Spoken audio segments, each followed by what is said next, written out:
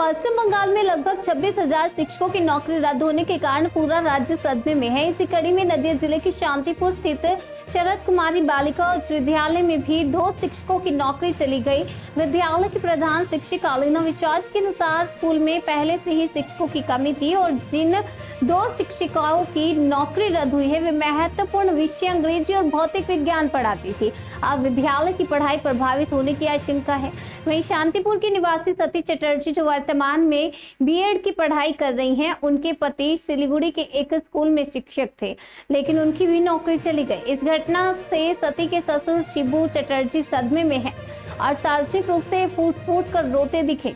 उन्होंने सीधे तौर पर मुख्यमंत्री ममता बनर्जी को जिम्मेदार ठहराया। उनका कहना है कि उन्होंने जात पात की परवाह किए बिना किसी बेटी की शादी एक शिक्षक से करवाई थी, लेकिन अब दामाद की नौकरी जाने से परिवार संकट में आ गया।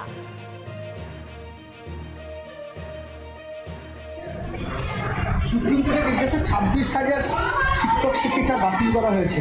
2016 সালে প্যানেল বাতিল করা হয়েছে। স্কুলে পঠন পাঠন কীভাবে হবে? স্কুলের শিক্ষক কমে গেল, এমনি তো শিক্ষক ছিল, কী ভাবছেন কী করবেন?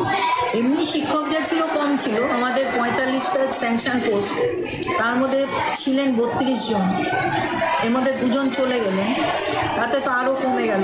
আমার স্টুডেন্ট প্রায় 2000, এক একটা ইউনিটে 90-100 করে স্টুডেন্ট। এই ইউনিটগুলোকে পুরোপুরি করে যেমন পর্ষদের নির্দেশ অনুযায়ী যে সংখ্যক ক্লাস দেওয়া দরকার সেটা কীভাবে দেবো সেটাও একটা চিন্তার বিষয়। আর এই যে সাবজেক্ট টিচার 2 জন চলে গেলেন, যাতে আমার স্কুলটা চলবে কী করে সেটা আমি এখনও কোনো সলিউশনে আসতে পারিনি। আমরা একটা অনিশ্চয়তার মধ্যে আছি, মানে হয়তো পরবর্তী 2-4 মাসের মধ্যে পেয়ে যাব সলিউশন, কোনো ব্যবস্থা হবে, কিন্তু আপাতত আমি কিছু বলতে পারছি না যে আমি কোন অবস্থায় এই পড়াশোনাটা ঠিকমতো চালানোর একটা ব্যবস্থা করতে পারি। আপনার যে 2 জন চলে গেলেন তারা কোন কোন সাবজেক্টে ছিলেন, সেই সাবজেক্টগুলো কে পড়াবে, কীভাবে পড়াবে? একজন ছিলেন ইংলিশে আর একজন ফিজিক্যাল সায়েন্সে। ফিজিক্যাল সায়েন্সের 9-10-এ উনি অনলি 1 একজনই ছিলেন। আর এবার তাহলে আপার প্রাইমারি পিওর সায়েন্সদের 10-এ ফিজিক্যাল সায়েন্স পড়াতে হবে। আর ইংলিশের ছিলেন তিনি, ইংলিশের আরও যদিও আছে, কিন্তু ইংলিশে যেহেতু প্রত্যেকটা ইউনিটকে 6টা করে সপ্তাহে ক্লাস দিতে হয়, আমার সাফিসিয়েন্ট টিচার নেই। এই নিচু ক্লাসগুলো সংস্কৃত বাংলার টিচারদের নিয়ে ইংরাজি পড়ে। ইংলিশ টিচারকে আমরা 7 থেকে দিই, সেটা আর দিতে পারবো না। সেটা একটা আমরা অনিশ্চয়তার মধ্যে আছি। যাদের চাকরি চলে গেল তাদেরকে আদালত বলেছে যে 12% হারে সুদের সমেত টাকা ফেরত দিতে হবে। সেটা কীভাবে সম্ভব থাকে? সেটা আমার জানা নেই কীভাবে এই সমস্যার সমাধান করবেন, কিন্তু এটা একটু বিশাল দুষ্কর ব্যাপারে। সবার সেই রকম আর্থিক সংস্থান আছে কিনা জানি না, মানে আলাদা কোনো আর্থিক সংস্থান জমি বাড়ি বেচে দেওয়ার মতো, আর থাকলেও সেটা দিয়ে তারা কি রাস্তায় বসবে? এই যে এতদিন ধরে চাকরি করলে একরকম লাইফস্টাইল, এই লাইফস্টাইলটা আবার থেকে ফেরত আসাটাও মুশকিল। তাদের সংসারের লোকজনকে, বাচ্চা কাচ্চাদের যে একটা অভ্যাসে সেটাতে আবার ফেরত আসাটা মুশকিল। সরকারি চাকরি ছেলে পেয়েছি। কতদিন আগে বিয়ে দিয়েছিলেন? 3 বছর আগে বিয়ে দিয়েছি। বাচ্চা কাচ্চা? হ্যাঁ, একটা মেয়ে হয়েছে। আমি সেই চিন্তা করছি মেয়েটা খাবে কি।